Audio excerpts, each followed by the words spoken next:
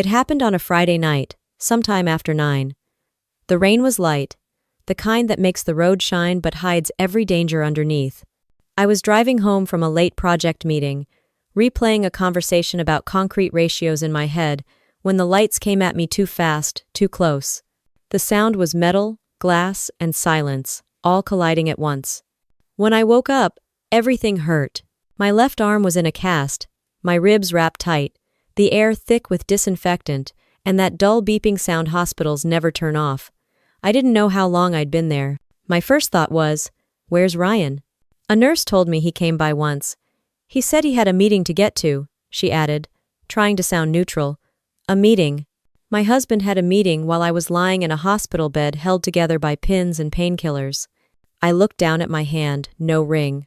The nurse said they'd removed it before surgery and given it to him for safekeeping. I nodded, trying to believe that meant something. The next morning, my phone buzzed. It wasn't Ryan. It was a message from Melissa Crane, a former coworker who'd stayed in touch. Hey, I didn't want to believe it, but you need to see this. Attached was a screenshot. Ryan's name. His photo. A caption that said, "Freedom tastes like Friday." Below it, a champagne glass, and hanging from a thin chain around his neck, my wedding ring. I stared at the photo so long the room felt smaller. My brain refused to process it. I zoomed in, hoping maybe it was edited, a prank, something. But no, it was his watch, his shirt, his smug face reflected in the glass. He'd posted it on a second Instagram account, one he'd never added me to. A place for friends from work, apparently. Melissa had found it by accident and thought I already knew. She didn't realize she was the one breaking the news that my husband had celebrated my absence as if it were a holiday. In the comments, people cheered. "Finally free, man. About time you ditched the chain." Even Tara Miles, the PR girl from his office, had commented a heart emoji. I didn't respond to Melissa. I just locked my phone and stared at the ceiling. The fluorescent light hummed like static. Somewhere down the hall, someone laughed, and that sound felt cruel. I kept hearing his words. Freedom tastes like Friday. He'd chosen the word freedom. Not recovery, not waiting, not even hope. Freedom. As if I had been the prison. The nurse checked on me again and said my vitals were improving. She smiled when she said it. I didn't. Because something inside me wasn't improving. It was rearranging. I thought about all the times Ryan talked about loyalty, how he hated people who bailed when things got hard. I used to think he meant it. Turns out, he only respected loyalty when it benefited him. That night I couldn't sleep. The painkillers dulled the body, but not the mind. I opened my phone again, looked at the picture. I noticed something I hadn't seen before. The reflection in the glass wasn't just him. There was another hand. A woman's hand, nails painted pale pink, holding the edge of the frame. I didn't cry. Not once. Not because I was strong, but because I felt like crying would make it smaller. It wasn't heartbreak, it was data. Evidence. Proof that I had been erased. The next morning, I asked the nurse for a notepad. She thought it was for journaling. I didn't correct her.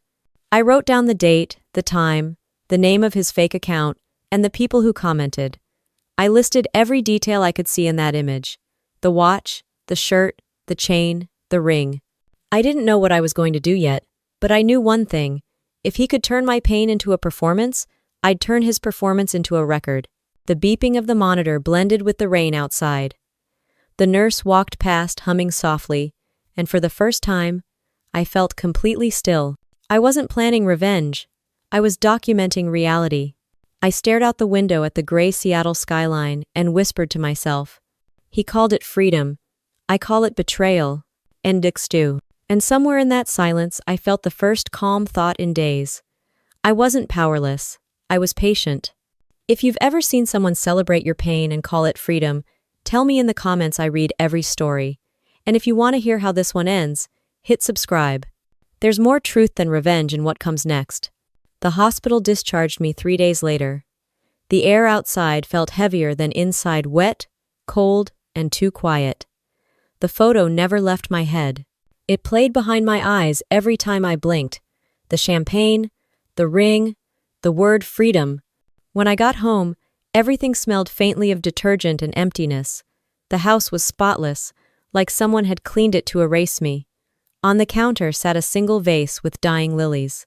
Ryan always bought them when he felt guilty. I guess it was his idea of balance. My phone vibrated again. Melissa, are you okay? I typed, deleted, and finally sent. I'm fine. Onto. It was a lie, but not the kind that needed fixing. I opened Instagram. His main account looked normal work updates, coffee shots, some quote about discipline. Nothing about me. The Freedom post was gone, but the screenshot was enough. What kind of man deletes proof only after someone notices? The kind who knows exactly what he's doing. There were gaps in his calendar too. He had business trips to Portland that didn't match any invoices or hotel bookings I could find. He told me once, transparency is trust. I almost laughed thinking about that line now. When he finally walked in that night, he didn't ask how I felt or how the surgery went. He stood by the door holding his phone, checking something on it before saying, "You look better." "Better than what?" I asked. He didn't answer. Instead, he put the phone down and opened a bottle of scotch. He poured 2 glasses, but only drank his. "I saw your post," I said. He froze, just for a second, before pretending not to understand. "What post? The one with my ring?" He turned, half smiling. "You shouldn't believe everything people send you, Eve. You know how social media works." That tone, the one he used when he wanted to make me doubt myself, was the same tone he used when lying about small things. Late meetings, missing receipts, lipstick on his collar once in Portland. "You wore my ring around your neck," I said quietly. "Was that freedom?" He laughed like it was harmless. "You're being dramatic." I didn't argue. I just watched him drink, watched the way his eyes darted when silence lasted too long. I realized then that confrontation wouldn't get me truth. Observation would. After he went to bed, I sat in the living room, scrolling through his followers on that second account. Half were coworkers. One stood out Tara Miles. Pretty, blonde, 30, worked in PR at his company. She'd liked every post, even the ones about discipline. I clicked on her profile. Private. Her bio said, "Don't explain your piece to people who profit from your chaos." It almost made me laugh. I'd been the chaos she was talking about. The next day, while Ryan was at work, I checked the home office. The desk drawers were too neat. He'd left a folder labeled Financial Review. Inside, printed statements from our joint account. The recent withdrawals, 5 of them each labeled as temporary transfer. $75,000 in total. My name signed at the bottom of each page. Except it wasn't my signature. It was perfect, printed, but too perfect. My E always tilted slightly right. This one didn't. I traced it with my finger, feeling a cold rush through me that had nothing to do with painkillers. Identity theft inside a marriage wasn't just betrayal, it was strategy. He'd planned this. That night, he came home with takeout and small talk. I played along. The silence between us wasn't war, it was reconnaissance. He asked, "When's your next doctor's appointment?" "Next week," I said. "Need me to drive you?" I shook my head. "You've got meetings." He smiled, relieved. He wanted distance to feel natural. Later, I found the hospital envelope tucked in my bedside drawer, the one that held my personal belongings from the crash. My watch, earrings, phone, and a small note. Ring returned to spouse at 9:42 p.m. I stared at the timestamp. 9:42 p.m. That was when he'd posted, "Freedom tastes like Friday." He hadn't just taken the ring, he'd used it that same night. It was such a simple connection, but it shifted everything. I didn't see a husband celebrating freedom anymore. I saw a man rehearsing an ending. The next morning, I stood at the kitchen counter, staring at my coffee cooling beside a stack of unpaid bills. I picked up a pen and began writing. The time, the transfers, the post, the fake signature, the timestamp. Every lie got a line. Every pattern got a page. I didn't write for closure. I wrote because the truth needed a structure. When Ryan left for work, I opened my laptop. I searched spousal financial deception, Washington State. The phrase returned more results than I expected. There were laws, cases, women who'd quietly built evidence while pretending everything was fine. They didn't shout. They documented. By the time the sun went down, I had a folder on my desktop labeled Freedom. Inside it, screenshots, photos, statements, and the beginning of something I hadn't felt in weeks' clarity. The sound of his car pulling into the driveway made me close the laptop and breathe slow. The game wasn't about confrontation. It was about patience. I wasn't planning revenge yet, but I could feel it forming, like steel under heat, cold, silent, and deliberate. He called it freedom. He had no idea what it was really going to cost. The more I stared at that fake signature, the more the ink felt alive. It wasn't just a forgery, it was confidence. Someone only signs your name like that if they're sure you'll never question it. I opened my laptop again. Every transfer labeled temporary. Every one neatly rounded 5 payments of $15,000 each. Ryan was always obsessed with clean numbers. It made his lies look professional. I pulled up the joint account records from the past 6 months and matched them with his work calendar. The timing was perfect. Each withdrawal happened right before one of his Portland trips. The last one lined up with the week I had my accident. He'd taken my ring and my signature within the same 24 hours. I almost wanted to applaud the efficiency. I checked the receiving account listed on the statement's RHM Investments. It didn't exist in any corporate registry I could find. But RHM, those were his initials. Ryan Hartman. That level of arrogance didn't even surprise me anymore. The routing number led to a private account at a local bank in Bellevue. I called the branch, pretending to be following up on our business filing. The woman on the phone told me politely, "I'm sorry, but I can't confirm or deny the existence of any account by that name." That was confirmation enough. I started piecing the pattern together. He hadn't just been unfaithful, he was staging an escape.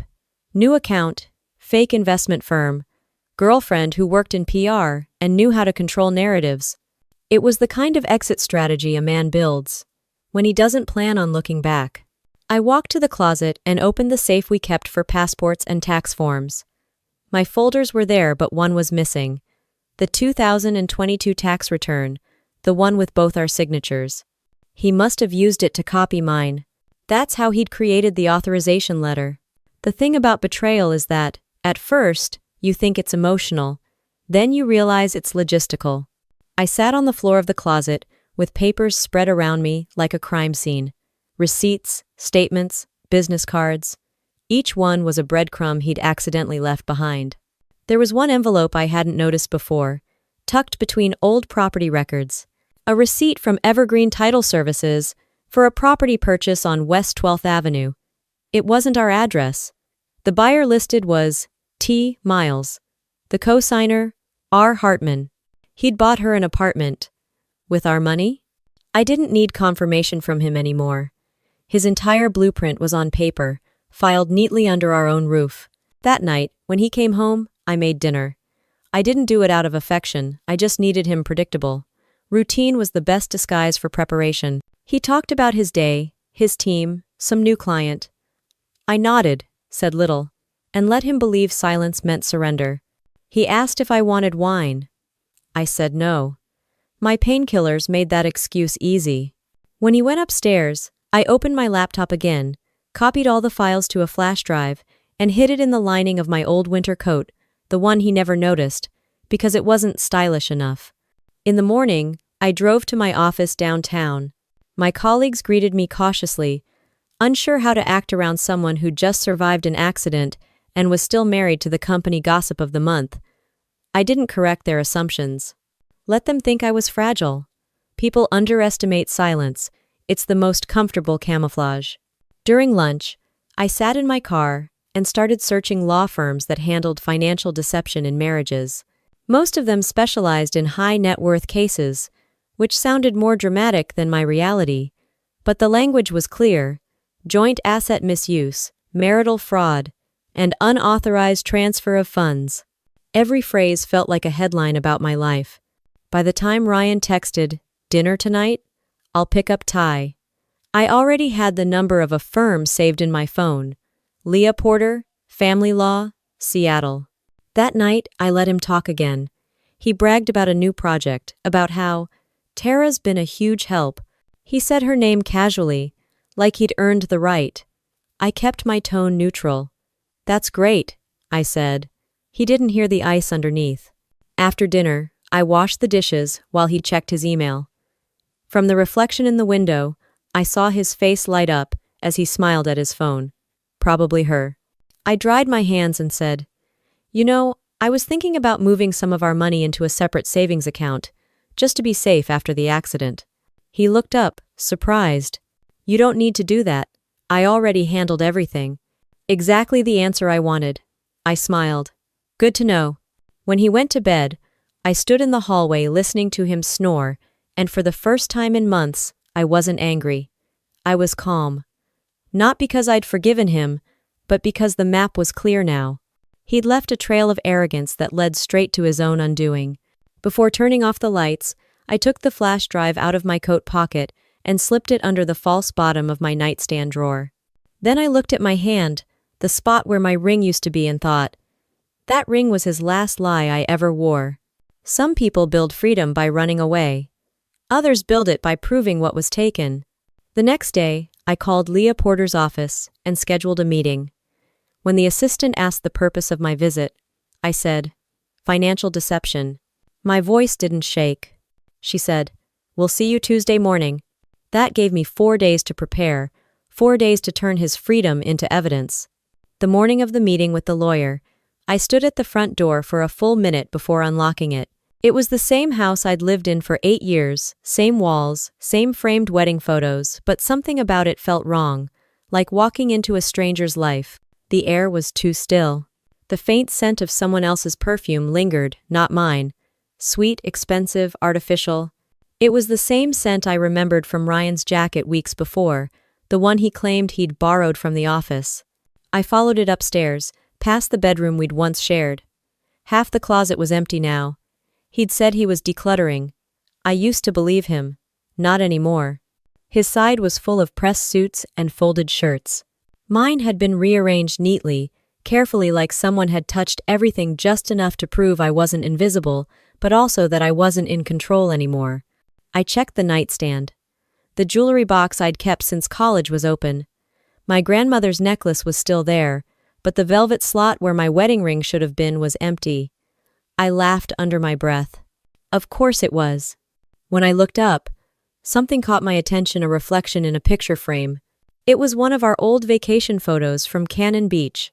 Ryan and I standing in front of Haystack Rock, pretending to be happy. But reflected faintly in the glass was another image, something new on the dresser behind me. I turned around. It was a printed photo, freshly framed. Ryan at a company party. And next to him, Tara, her hand resting on his chest like it had always belonged there. I didn't touch it. I didn't even take it down. I just stared at it until my pulse slowed back to normal. Then I said quietly, "Noted," and walked out. Downstairs, the kitchen table looked staged for a magazine shoot. No clutter, no coffee mug, no sign of life. On the counter, a single wine glass sat next to an open bottle of Merlot. 1 glass. Not 2. I opened the dishwasher. 2 plates, 2 forks, lipstick stains faintly visible on one rim. Tara's pale pink again. It's strange how betrayal never screams, it just leaves traces. When Ryan came home that evening, I was sitting in the living room reading through old bills. He froze for a moment, like he wasn't expecting to see me there. "Hey," he said cautiously, "you're home early." "I live here," I replied without looking up. He smiled too quickly. "Of course you do." He walked to the kitchen, grabbed a beer, and leaned against the counter. "So, how was your day?" I looked up. "Productive." He hesitated. "That's good." He took a sip, trying to sound casual. "You know, I've been thinking maybe we should spend some time apart. Just a little space, you know, to reset." I stared at him long enough for him to start fidgeting. "A reset," I repeated. "That what you call it now?" He shrugged, eyes flicking to the door like he wanted to escape the conversation. "It's not what you think, Eve. You've been through a lot. You need rest. I need clarity. We both do." Clarity. That word stung more than it should have. He wasn't talking about self-reflection. He was talking about replacement. I stood up, walked past him, and picked up the empty wine glass from the counter. "Did this help with your clarity?" He froze, eyes darting to the glass. Tara came by to drop off some files. She had a drink, that's all." "Files," I said flatly. "For work?" "Yeah. For the Portland project." He was lying, and we both knew it. But I didn't want his confession. I wanted his consistency. Lies are only useful when they stay steady long enough to build a timeline. I placed the glass back exactly where I'd found it. "Good to know." He watched me walk upstairs, probably expecting me to yell, cry, or threaten. But I didn't, because by then, emotion wasn't my weapon anymore. Evidence was. That night, while he slept, I walked through the house with my phone camera on silent mode. I took photos of the closet, the wine glass, the framed photo, even the empty ring box. I uploaded them all into my Freedom folder on my laptop. The name had started as irony, but now it felt like strategy. By midnight, I had 43 images, all dated and labeled. It didn't feel like spying, it felt like accounting. The next morning, I got ready early. I wore a gray blazer, pulled my hair back, and took the bus to downtown Seattle. I didn't want Ryan to see my car missing. Leah Porter's law office was on the 14th floor of a glass building overlooking the harbor. The lobby was quiet, filled with the kind of people who spoke softly but billed loudly. Leah greeted me with a firm handshake. Mid-40s, sharp suit, calm eyes, the kind of person who made chaos look solvable. I slid the flash drive across her desk. "Everything you'll need is in there," I said. She glanced at it, then at me. "Before I open this, tell me what you want, Mrs. Hartman." I didn't hesitate. "Justice." Quietly. She nodded. "Then you're in the right place." I too. For the next hour, I told her everything: dates, transfers, signatures, the fake company, the Instagram post. She listened without interrupting, only asking for clarification when I mentioned Tara's name. When I finished, she leaned back. "What your husband's done qualifies as financial deception, potentially criminal, but we need to play this smart. The moment he knows you've seen through him, he'll move faster." "I'm already ahead of him," I said. Leah smiled faintly. "Good. Then, let's make sure he doesn't see it coming." She printed a retainer agreement and slid it across the desk. "We'll start by filing an inquiry with the bank to confirm the signatures and track the RHM account. Don't confront him yet. Don't change your spending habits. Let him feel safe." "I can do that," I said, signing my real name carefully at the bottom. Leah looked at me for a moment longer, then said quietly, "You're very calm for someone who's been betrayed." "Oh, rage burns too fast," I replied. "I want precision." When I walked out of the building, the air smelled of rain again. But this time, it didn't feel heavy. It felt clean. Somewhere downtown, my husband was probably sitting in a meeting talking about numbers, and he had no idea his own were about to turn against him. Leah's words echoed in my head the whole drive home. Don't confront him yet. Let him feel safe. It was good advice. It also meant I had to act like everything was fine, which was harder than I expected. Pretending to love someone you no longer respect is like speaking a language your mouth still remembers, but your heart refuses to translate. When I pulled into the driveway, Ryan's car was already there. He was on the phone, pacing in the garage, voice low but sharp. I caught fragments. "Client? Timeline. She doesn't know." Then a pause, a chuckle. "Yeah, she still thinks we're fine." I closed my car door harder than I meant to. He turned, startled, then smiled like nothing was wrong. "Hey, you're home early again." I forced a smile back. Traffic wasn't bad. We ate dinner like strangers rehearsing civility. He talked about work always, big deals and tight deadlines, and I nodded in the right places. I didn't ask questions. I didn't need answers. The real story was already in my files. Afterward, he poured himself a drink and turned on the TV. Some business show about market trends. He loved pretending that his success made him sophisticated. I sat beside him and watched his reflection on the screen more than the program itself. Leah had told me to keep track of everything: transactions, movements, even conversations. I opened the Notes app on my phone under a fake title, Meal Plan, and typed, Sue, Femaführer PM. Mentioned, client dinner tomorrow. 8:10 p.m. Received text. Smiled. Walked to kitchen to reply. He noticed me typing and said, "Work stuff?" "Yeah," I said. "Always something." The next day, I followed Leah's instructions exactly. I called our bank and requested a statement for insurance verification. The clerk emailed me a PDF within the hour. The RHM transfers stood out like bruises on a white page. Same dates, same account. She confirmed, politely, that the authorizations had dual signature verification. I thanked her, hung up, and smiled. Dual signature meant forged documents, the kind that crumble under legal scrutiny. That afternoon, Leah called. The bank confirmed one signature appears inconsistent with prior filings. That's leverage. But we need more. I can get it, I said. Good. And Evelyn, don't let him sense a shift. Men like that smell doubt before it speaks. I almost laughed. He already thinks I'm weak. Then let him, she said. It's the safest mask you'll ever wear. That evening, I found Ryan in his office going through papers. He didn't even glance up. You need something? Just the checkbook, I said casually. The hospital sent another invoice. He hesitated, then handed it over. His eyes flicked to my hands. You're not writing checks without me, right? We agreed to coordinate expenses. Of course, I said.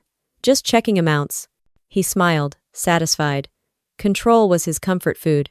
When he left the room, I snapped a photo of his open drawer. Inside were printed contracts for something called TMB Partnerships. It wasn't listed in his company's directory. I Googled it later, no results. Another shell entity. He was building a network of lies sturdy enough to live in. By now, my Freedom folder had over 200 files, documents, screenshots, timestamps. Leah said proof was like concrete. The more you pour, the harder it gets to break. But she also said something else. The moment he realizes you're not the victim he thinks you are, he'll get desperate. That moment came sooner than I expected.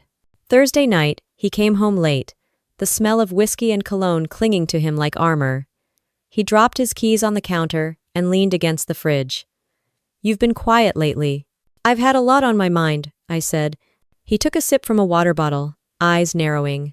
Like what? I tilted my head slightly. Finances. End quote. He froze, the word hitting like a dart. What about them? Just the hospital bills, I said quickly, watching the tension fade from his shoulders. They're higher than expected. He exhaled. Don't worry, I've got everything covered. I smiled softly. I'm sure you do. The calm between us was thin like glass. I knew if I pressed too hard, it would shatter, and I still needed him predictable. Later that night, I sent Leah the photo of the TMB contracts. She replied within minutes. Perfect. Don't touch anything. We'll have enough for the filing soon. The next morning, Ryan left for another client meeting. I waited 10 minutes, then walked into his office. The contracts were gone, drawer empty. He'd moved them. That confirmed what I already suspected. He knew the walls were closing in, even if he didn't know who was building them. I stood in that office, looking around at his carefully curated world awards, framed certificates, the fake degrees that impressed people who didn't check credentials. On the bookshelf sat a small wooden box, one I'd never seen before. I opened it. Inside was a necklace, a woman's necklace, gold, delicate, with the initials TM engraved on the pendant. Dada Miles. I held it in my hand for a moment, then set it back exactly where I'd found it. Proof didn't always have to scream. Sometimes it just had to sit quietly until the right moment. That evening, when Ryan came home, I greeted him with the same warmth he used to fake. Dinner's ready, I said. He smiled, relieved, maybe even smug. You're getting back to normal, he said. I placed his plate on the table and met his eyes. Exactly where you want me. He didn't catch the tone. That was fine. He wouldn't not yet. After he fell asleep, I emailed myself copies of every file and printed 3 sets. One for Leah, one for the court, and one for me. I sealed mine in an envelope labeled insurance. Standing at the printer, I realized something. Revenge didn't feel like fire. It felt like focus. Ryan thought he was free, but he'd forgotten that freedom without truth is just fraud waiting for exposure. And exposure, unlike love, doesn't ask for permission. By Monday morning, I had everything I needed: proof of the fake company, the forged signatures, the hidden account, and the personal ties to Tara. Leah called that day to say the foundation was solid. "Now we just need the first push," she said. "Something quiet, something he can't trace back." That something came in the form of an email. Not from me, at least not as me. Leah had suggested I use the company's internal ethics channel, which allowed anonymous reporting. Ryan's firm, Summit West Developments, was known for their public zero-tolerance policy. I guess they never imagined the CFO would be the one breaking it. I sat at my desk with my coffee, rereading every line before hitting send. The email was short, precise, and polite. Subject: concern about CFO conduct and financial irregularities. I am submitting this information anonymously to protect my employment. Please review attached transfers between company accounts and RHM Investments, as they appear to involve unauthorized use of funds for personal gain. I have also attached photographic evidence of the CFO's involvement with an employee, which may represent a conflict of interest. I attached 3 PDFs, one showing the bank transactions, one of the RHM registration listing Ryan's initials, and one cropped photo from that company. Gala. Ryan and Tara, arms around each other, both wearing their ID badges. Before sending, I rechecked the email header for any personal trace: VPN active, metadata cleared, nothing that led back home. Then I hit send. The message disappeared into the system, with no sound, no drama, just a quiet confirmation. Submitted successfully. It didn't take long. Less than 24 hours later, Ryan's phone started lighting up. He was standing in the kitchen, talking on speaker, his tone sharp and defensive. "I don't know where this came from. I'll handle it internally." Then quieter. "No, don't escalate it to the board. There's no proof." He turned when he saw me. "What?" "Nothing," I said, pouring my coffee. "You just sound stressed." He gave me a tight smile. "Work stuff. People love gossip." "Or, must be exhausting," I said, walking past him. He didn't know that gossip was now admissible evidence. That afternoon, Leah called. "The HR department launched a formal investigation. Your email worked." I didn't celebrate. I just looked out the window, watching rain streak the glass. What happens now? They'll audit financial records. HR will interview staff. He'll think it's routine at first, but once they connect the accounts, they'll have to suspend him. And Tara? She'll panic first. Panic makes people sloppy. Leah's prediction was perfect. The next day, Tara texted Ryan while he was in the shower. His phone lit up on the counter. I didn't touch it, just glanced at the preview. They asked about me. What do we do? He came out minutes later, towel around his waist, scrolling through messages, muttering, "Idiots." "I mine." I dried my hands on a towel and said evenly, "Something wrong?" He looked up, mask slipping for half a second before he smiled again. "No, just work. Internal audit." "Hope they find what they're looking for," I said, and walked out. For the rest of the week, he became restless, checking his email constantly, pacing during calls, snapping at minor things. Once, when I forgot to replace the coffee filter, he slammed the cabinet shut hard enough to rattle the dishes. "You need to start paying attention," he barked. I didn't respond. Silence is a mirror. People see themselves in it whether they want to or not. By Thursday, his name was the whisper at his office. I knew because Melissa, still working there, sent me a message. "You didn't hear this from me, but something's happening. HR locked access to his expense reports. They're calling it a compliance review." I thanked her with a single emoji, a thumbs up. Nothing more. That evening, Ryan came home late again, eyes bloodshot, shirt wrinkled. He poured a drink before even taking off his jacket. "Someone's spreading rumors about me," he said flatly. "About money, about Tara. It's ridiculous." I leaned against the counter. "You sure?" "Of course I'm sure." He paced the room, hands shaking slightly. "You know how jealous people can get when you're in charge." I watched him spiral, calm as still water. You're probably right, I said. The calm infuriated him. You don't even care, do you? I tilted my head. Should I? He stared at me for a long time, then stormed upstairs. The slam of the door sounded final, like the punctuation mark at the end of his own illusion. That night, I sent Leah one last message. He's unraveling. Har's involved. He's getting desperate. She replied, Good. Desperation means movement. And movement leaves tracks. The next morning, he left before sunrise. When I came downstairs, his briefcase was gone, but the house wasn't empty. He'd forgotten his tablet, still unlocked on the kitchen counter. I hesitated for a second, then opened his email app. The latest message was from HR Compliance Department.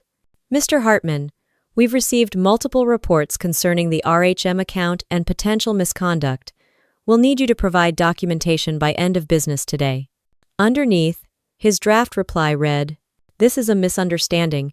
My wife manages most of our financial records. I'll have her provide the details. I stared at that line until my hands started to tremble, not from fear, but from the precision of it. He wasn't just lying.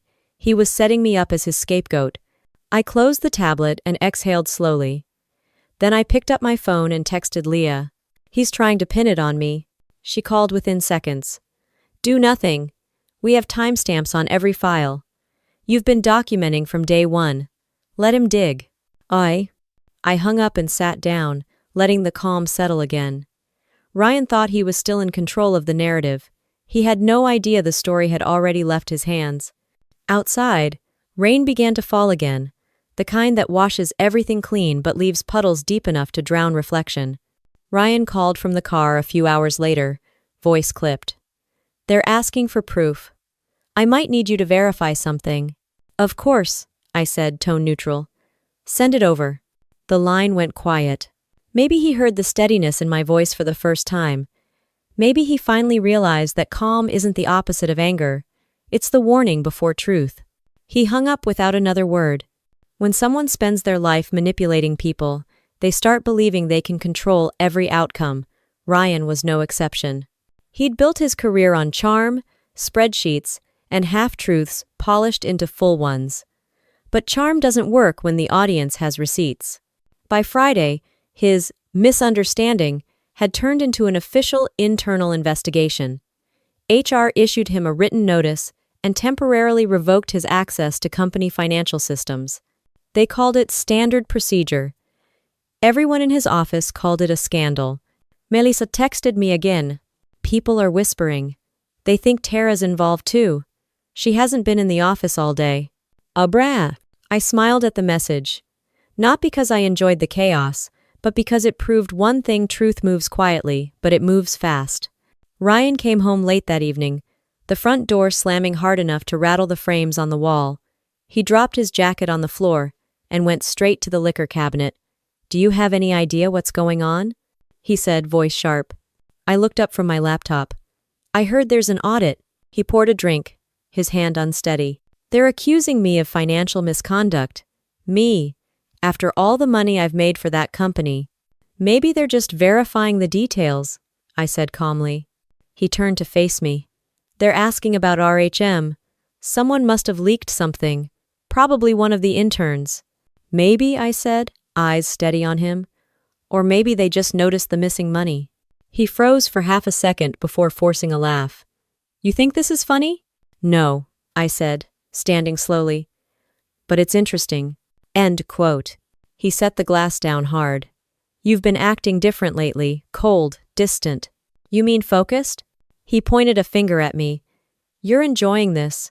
You want to see me fail. I tilted my head slightly. I don't need to do anything, Ryan. You're doing fine on your own. The silence after that felt like a courtroom sterile, heavy, inevitable. He grabbed his keys and stormed out again. I watched through the window as his car disappeared into the rain, tail lights cutting through the fog like warning signals. That night, Leah called. They'd frozen his corporate card and initiated a secondary audit. HR confirmed the anonymous report matched internal data. He's cornered. What's his next move? I asked. He'll try to save himself, maybe shift blame, maybe destroy evidence. Either way, he'll panic. Leah's tone was steady, surgical. When he does, don't intervene. Let the system do the work. Your silence is stronger than confrontation. She was right. Silence had become my weapon. Over the next few days, the atmosphere in our house changed. Ryan barely slept. He paced between phone calls, snapping at invisible enemies. His reflection in the window looked like a man rehearsing a lie he no longer believed. Then came the first visit from HR. A polite woman named Karen arrived with a second investigator, asking to verify a few documents. I offered coffee, showed them to his office, and watched as they scanned the room like detectives in a crime scene. They asked about the forged signatures, the RHM account, the emails. I didn't have to say much, just handed them the folder Leah had prepared, labeled Requested Documentation. They thanked me, smiled, and left. An hour later, Ryan called. Did anyone stop by? 2 women from HR, I said evenly. They asked about your office. I showed them where things were. He exploded. You let them in? Without me there? They had authorization. Jesus, Evelyn, do you even understand what's happening? They're trying to destroy my career. Maybe they're trying to find the truth, I said quietly. He went silent. For the first time, I saw something break behind his eyes. Not guilt, but fear. That night, he didn't sleep at all. He sat in the living room, phone glued to his hand, sending messages I couldn't see. Around midnight, I heard him mutter, I can fix this. Oh? The next morning, Tara's name was gone from his contacts. Deleted. By Tuesday, HR had escalated the case to corporate legal. I didn't need updates from Leah. The change in his behavior was enough. He started calling me Eve again, using the soft tone he used back when manipulation still worked. At breakfast, he said, You know I've been under a lot of pressure lately. I said things I didn't mean. I know, I said. He smiled faintly. We should move forward. Together. End quote. It was almost impressive his ability to rebuild illusions, even as the ground collapsed. After he left for work, I opened his laptop. Password protected, but not for long. He'd used the same one for everything his birthday and our anniversary. I typed it in. Unlocked. Inside his email, a draft to corporate legal sat unsent. To whom it may concern, I suspect the anonymous report was submitted by my wife, Evelyn Hartman. She has been emotionally unstable since her accident and has a history of overreacting. The file attached, a fake bank summary he'd doctored to shift blame. I took a photo of the screen. Not for revenge, just for proof. By the time he got home that night, the HR department had already sent a company-wide memo announcing an ongoing investigation involving senior leadership. His name wasn't listed, but everyone knew. He stood in the doorway, drenched from the rain, eyes bloodshot. Did you say anything to anyone? I met his gaze. Only the truth. His jaw clenched. You're going to regret this. I already did, I said. He stared at me for a long time before walking past me to the stairs. For a moment, I thought he might throw something or yell, but he didn't. He just stopped halfway up, exhaled, and said, You think you've won, don't you? I didn't answer, because winning wasn't the point. The point was that for the first time, his voice didn't sound like control. It sounded like defeat, wearing confidence as camouflage. The next morning, Leah called again. They're bringing in external auditors. It's only a matter of time. Outside, the sky over Seattle was gray, but lighter than it had been in weeks. The kind of gray that feels like the world exhaling. I looked around the house, his office, the wine glass, the framed photo of Tara, and realized something simple. I didn't need to burn anything down. I just needed to let him watch it crumble on its own. And for the first time in months, I poured myself a cup of coffee and drank it slow. It tasted like calm. The invitation arrived in a thick white envelope stamped with the company logo Summit West Annual Winter Gala. I almost laughed when I saw it. I wasn't even an employee, but the envelope was addressed to Mr. and Mrs. Ryan Hartman. Old habits die hard in corporate mailing lists. Ryan came home that night, dropped his keys on the counter, and froze when he saw it sitting in the pile of mail. You can throw that away, he said quickly. I looked up from my tea. Why? It has my name on it. He hesitated. It's just a formality. Spouses aren't invited this year. Company policy. Interesting policy, I said, sliding the envelope closer, because it says, spouses and partners welcome. He blinked, realizing his mistake, then covered with a practiced smile. Right, well, it's not really that kind of event this year. I wouldn't want you to be bored. That was his favorite kind of manipulation, wrapping exclusion in concern. I'll take my chances, I said, my voice calm. What's the dress code? He stared at me for a moment, trying to read whether I knew more than I was admitting. Black tie, he said finally, before turning away. He didn't realize that my attending wasn't a question. It was a strategy. Leah called later that evening. You got the invitation too, huh? Yeah. He tried to talk me out of it. Of course he did, she said. He knows HR and the board will be there. It's not a party anymore, it's a battlefield with free wine. Should I go? Absolutely, she said. Calm, composed, and dressed like the truth doesn't scare you. I smiled at that. Then I'll need a black dress that fits the mood. 2 days later, the night of the gala arrived. Seattle rain fell in thin sheets, glistening against the city lights. I stood in front of the mirror, fastening simple pearl earrings. No glitter, no dramatics, just quiet elegance. The kind that says you underestimated me. When Ryan came downstairs, his reaction was subtle but sharp. He froze halfway through, adjusting his cufflinks. You're really coming? Yes, I said. We're married, remember? He laughed once, dryly. Not for long if this keeps up. Then let's give them a final performance. He didn't argue.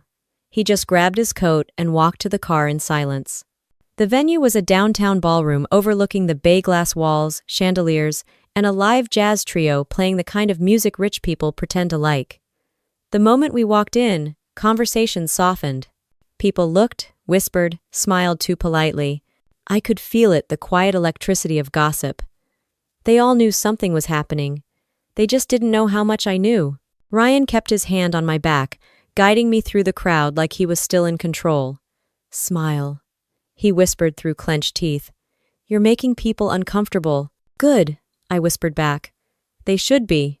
We found our table front row, close to the stage. I recognized several board members and 2 HR officers seated nearby. Ryan's jaw tightened when he saw them. He excused himself to grab a drink. That was fine. I wasn't there to talk. I was there to watch. When he walked away, I noticed Tara across the room, standing near the bar. She wore a silver dress that tried too hard. Her eyes met mine for half a second before darting away. Melissa slipped into the seat beside me. You look incredible, she whispered. And he looks like he's about to faint. I smiled slightly. That's the idea. The CEO took the stage to open the event, giving the usual speech about growth, integrity, and the company's commitment to ethics. I wondered how many times Ryan had written those lines himself. When the awards portion began, HR Director Karen walked up to the podium. Before we continue, we'd like to acknowledge the hard work of our finance department during a recent internal audit. The room shifted. People stopped eating. Knives froze midair. Karen continued, her voice smooth but deliberate. We discovered discrepancies that have since been addressed. The company remains committed to transparency. We will be making appropriate personnel adjustments. From the corner of my eye, I saw Ryan's face pale. His hand trembled as he set down his drink. And, Karen said, clicking her remote, we'd like to take a moment to reinforce that integrity begins at the top. The screen behind her lit up. It was the photo, the one from the Freedom Tastes Like Friday post. The champagne, the ring, the caption. The gasps in the room were immediate, sharp, almost musical. Ryan stood abruptly, his chair scraping the floor. That's taken out of context, he said loudly. Karen didn't even look at him. Context isn't needed when evidence is this clear. He turned to me, face red, voice shaking. You did this. I met his eyes. No, Ryan, you did this. Security approached him quietly. Karen thanked everyone for their understanding, and the jazz band tried to resume playing, but no one was listening anymore. Tara disappeared into the restroom. Ryan stood frozen, realizing for the first time that charm can't negotiate with proof. I didn't gloat. I didn't smile. I just watched the scene unfold like it had been written years ago and was finally being performed correctly. Melissa touched my arm gently. You okay? Better than I expected. We left before dessert. Outside, the rain had stopped, leaving the streets slick with reflected light. As we stepped into the cold air, I felt the weight of something heavy finally lift. Not love, not hate, just the quiet satisfaction of truth finally speaking in public. When I got home, I took off my earrings and placed them on the counter. The house was silent, but not empty anymore. It was mine again. In the distance, sirens wailed faintly across the city. I didn't know if they were for him, but I didn't care, because for the first time in months, I didn't need to prove anything. The truth had already done it for me. The next morning, Seattle was blanketed in fog so thick it made the skyline look erased. It fit the mood perfectly. Every headline, every whisper, every email inside Summit West carried the same name, Ryan Hartman. By noon, photos from the gala were already circulating. Someone had recorded the exact moment the "Freedom Tastes Like Friday" image appeared on the screen. It spread like wildfire across LinkedIn, Reddit, even a business ethics blog that titled their article, "When CFOs Celebrate Freedom, Shareholders Lose It."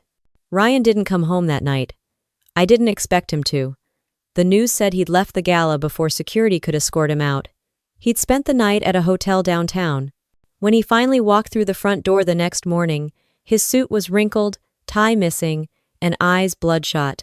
He dropped his phone on the counter and said flatly, "You humiliated me."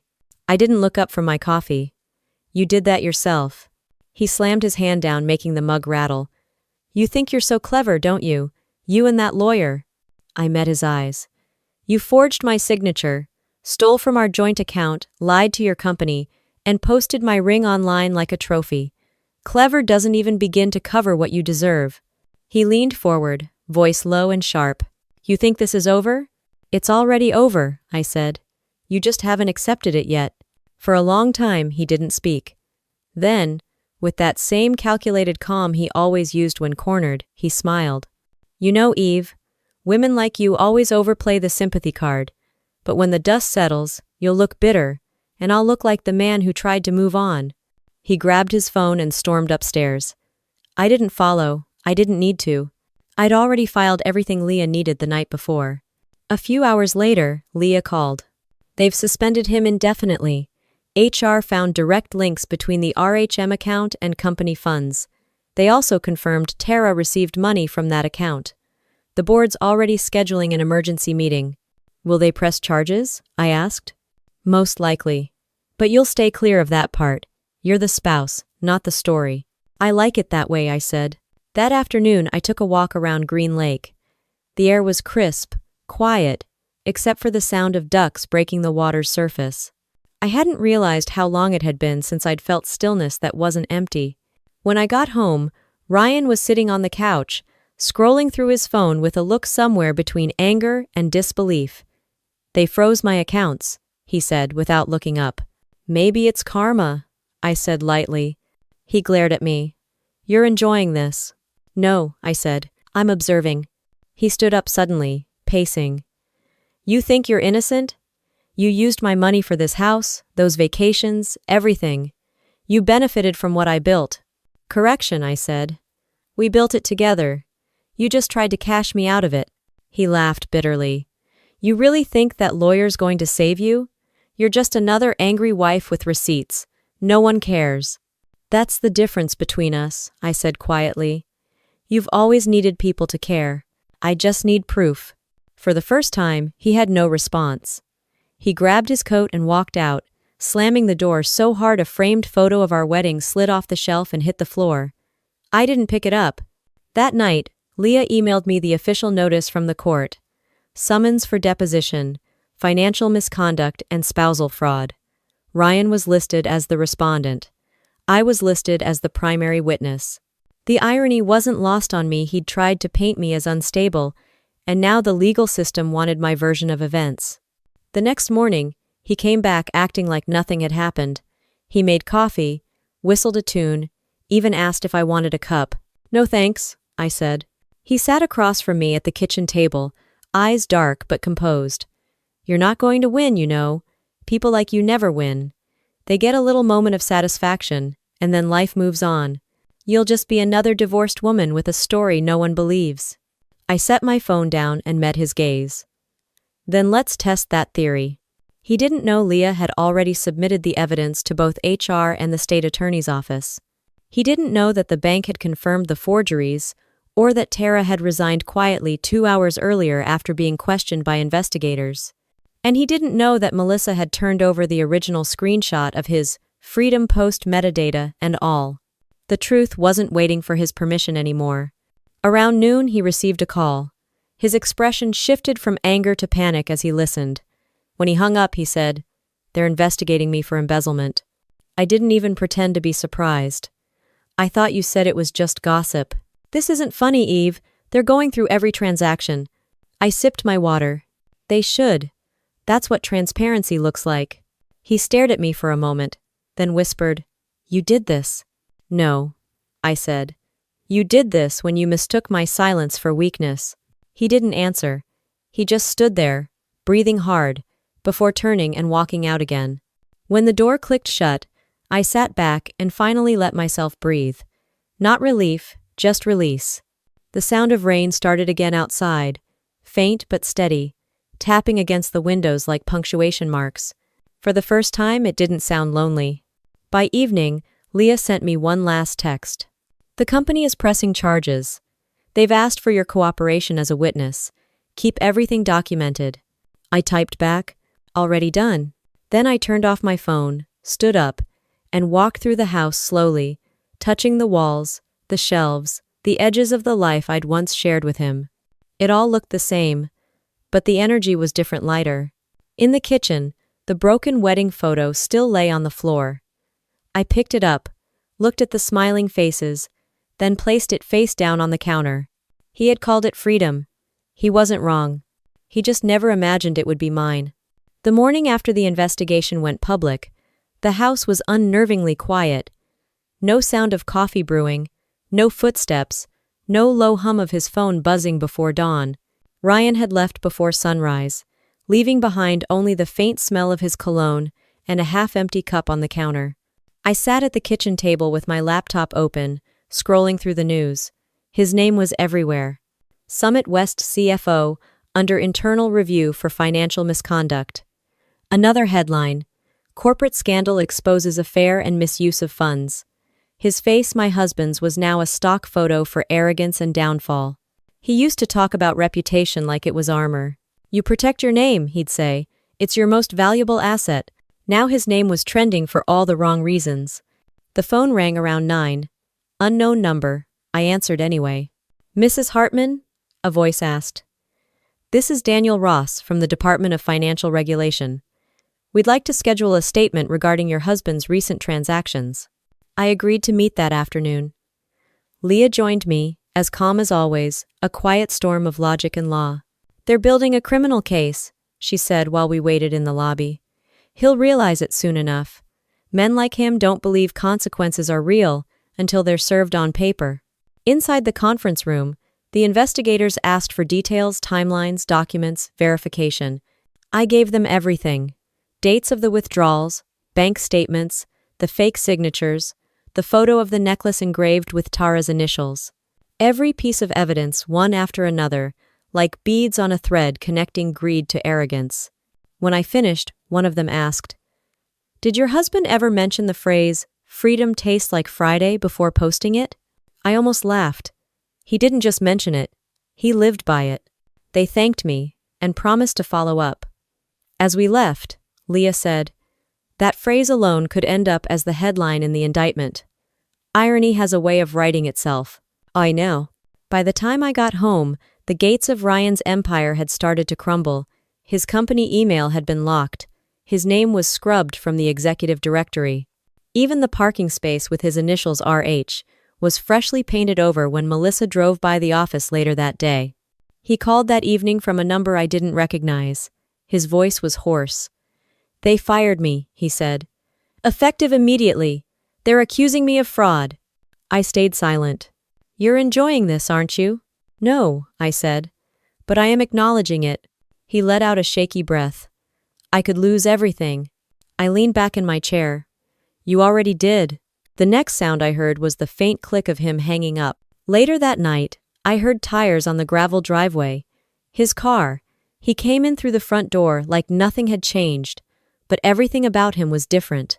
The confidence was gone. The charm had evaporated. He looked smaller somehow, like gravity had finally found him. He stood there in the entryway, rain dripping from his coat. You don't understand, he said. They set me up. Someone planted this. I folded my arms. Then why do I have every document with your signature? His jaw clenched. You think you're smarter than me? No, I said softly. Just more honest. He took a step closer, eyes full of something between anger and desperation. You ruined me. I met his stare. You ruined yourself. I just stopped covering for it. He exhaled, shoulders sagging, and sank into a chair. For the first time in our marriage, he looked completely lost. Do you know what it's like to fall from the top? Yes, I said. I just landed on my feet. He stared at the floor, defeated. They're going to indict me. I could go to prison. Then maybe, I said, you'll finally understand what freedom costs. He looked up, eyes narrowing. What do you want, Evelyn? Money? Revenge? I want peace, I said simply.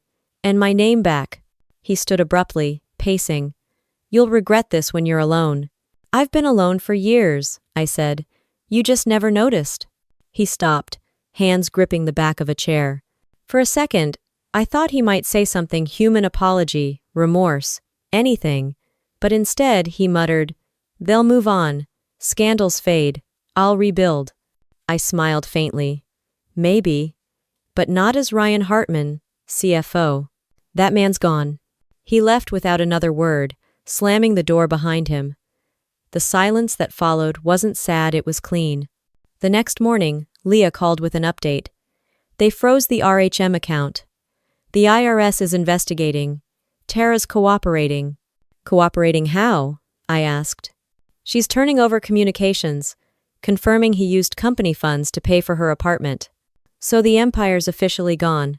Exactly, Leah said. He's circling the drain, Evelyn. You don't need to lift another finger. I didn't. By evening, Ryan's name had vanished from every digital platform associated with Summit West.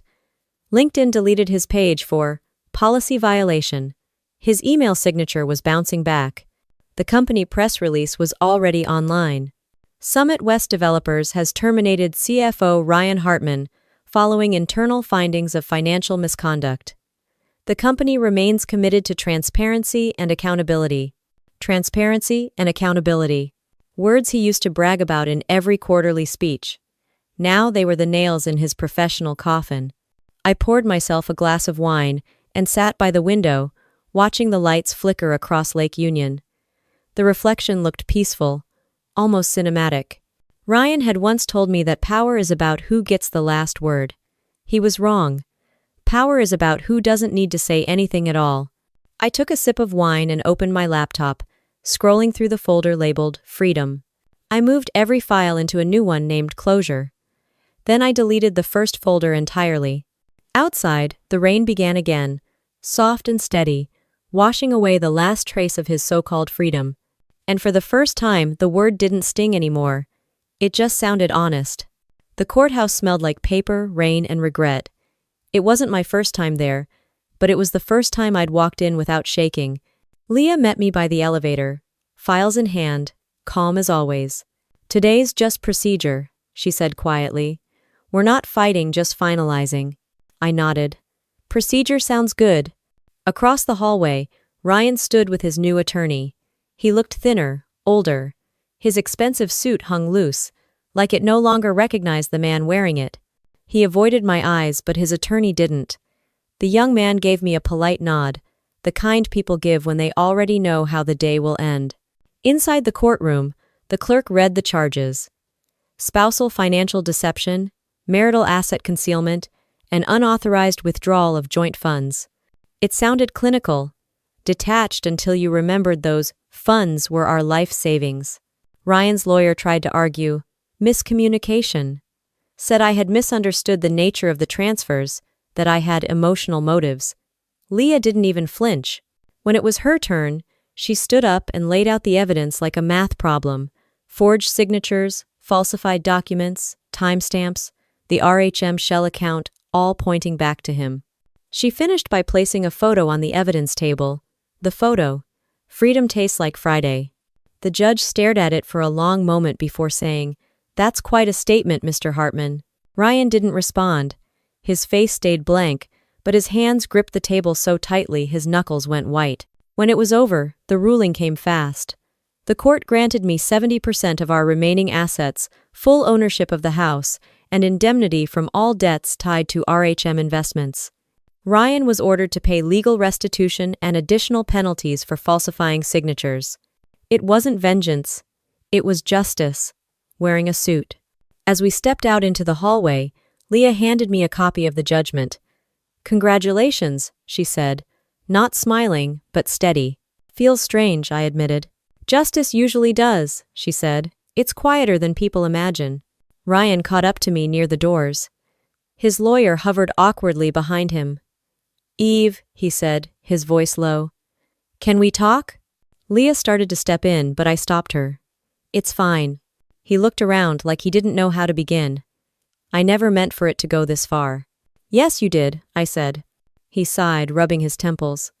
"I just wanted out. I didn't know how to say it." "You didn't say it," I said. "You withdrew it. In cash." He winced. "It wasn't just about the money." I felt trapped. "Then you should have said that, instead of posting a picture of my ring and calling it freedom." His eyes flicked up, finally meeting mine. "You always were calm, weren't you? Even now. It's like you don't feel anything." "I feel everything," I said.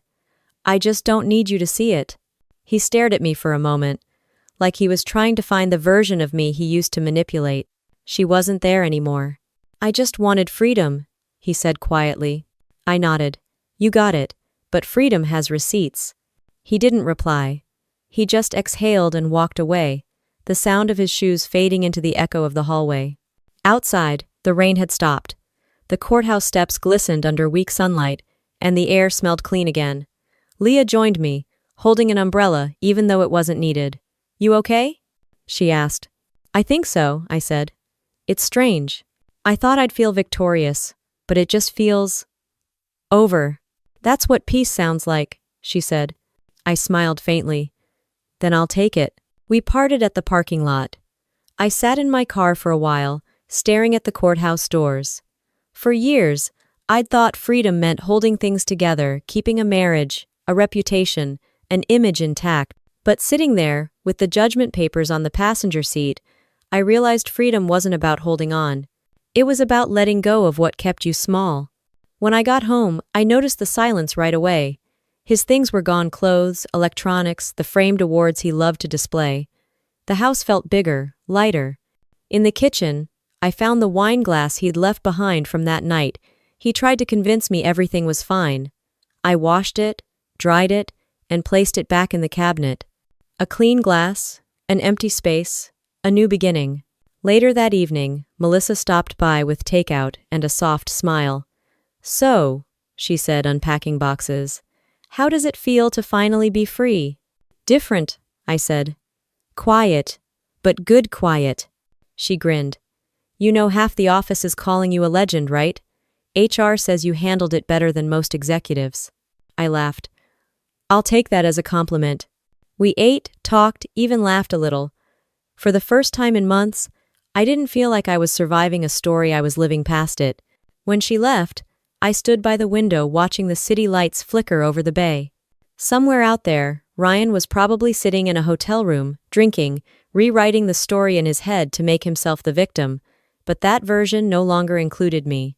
On the table beside me sat the envelope Leah had given me: final papers, settlement documents, proof that it was all real. I didn't open it again. I didn't need to. I picked up my phone, scrolled through the old photo of the ring, the one that started everything, and finally deleted it. Not out of anger, but out of mercy for myself. As the screen went black, I caught my reflection. No sadness, no rage, just clarity. He had called it freedom. Now, finally, it was mine. A week after the verdict, the house finally settled into its new rhythm, quiet, steady, and mine. No slammed doors, no late-night arguments, no faint scent of cologne I didn't wear. Just air that felt breathable again. I spent the morning cleaning, not because I needed to, but because I wanted to reclaim every inch of space he'd ever occupied. The last room left was the office, his office. The one I used to avoid because it always smelled like ego and expensive whiskey. I opened the door and stood in the doorway for a moment, taking it in. The bookshelves still lined with business guides and leadership memoirs, all by men who probably cheated their way to self-discovery. The desk was bare except for a pen holder and one locked drawer. It didn't take long to find the key. Ryan wasn't as clever as he thought. Inside, I found a wooden box, polished mahogany, engraved with our initials, E+R. It used to sit on our nightstand years ago, where we kept little mementos notes, ticket stubs, the kind of things you keep before marriage becomes paperwork.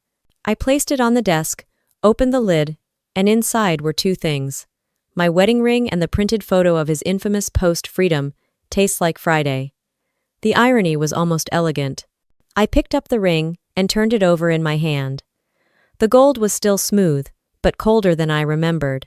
It used to mean partnership. Now it just looked like proof of misplaced trust. Next to the box sat an envelope. My name written in his handwriting.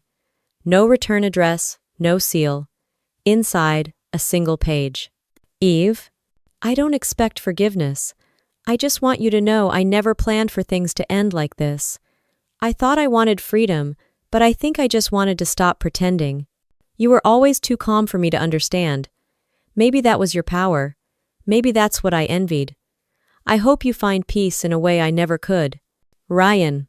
I folded the letter once and put it back inside the envelope. I didn't feel sadness. I didn't feel vindicated. I just felt finished. I placed the ring in the wooden box, closed the lid, and sealed it with a strip of tape. Then I carried it to the closet, where I'd stored all the other artifacts of that life-old photos, clothes I no longer wore, memories that no longer served me. I set the box on top and closed the door. No drama, no cinematic closure, just silence. That afternoon, Leah called to confirm the transfer of assets had gone through. It's all official, she said. The house, the accounts, everything in your name now. Thank you, I said. You did more than most people could. You stayed steady. I smiled faintly. It wasn't strength, it was self-preservation. Leah chuckled softly. Well, either way, you made calm look like power. After we hung up, I made tea and stood by the window.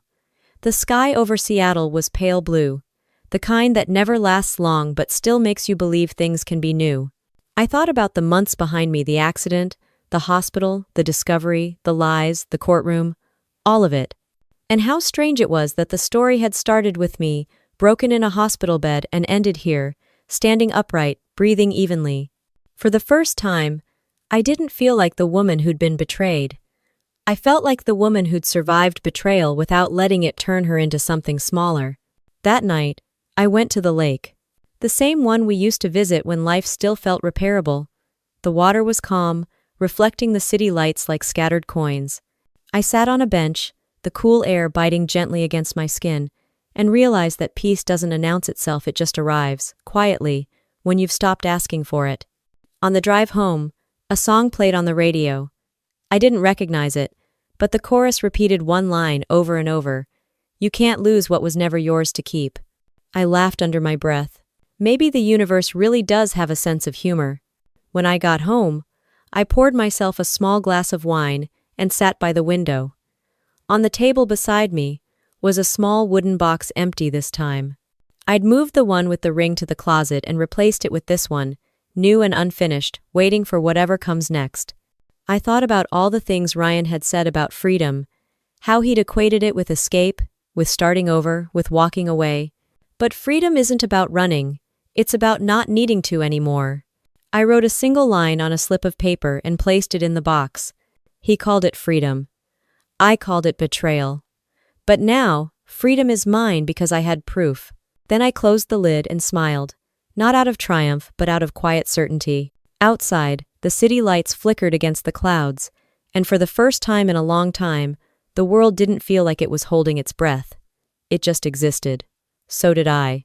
I turned off the lamp, let the room go dark, and sat there for a moment longer, calm, steady, unbothered. Freedom no longer tasted like Friday. It tasted like peace. If you've ever lived through betrayal, if you've ever rebuilt your peace from the ruins someone else left behind you, understand this story. Subscribe to the channel for more cheating stories, revenge stories, and true tales of husband betrayal where justice doesn't just happen, it's earned.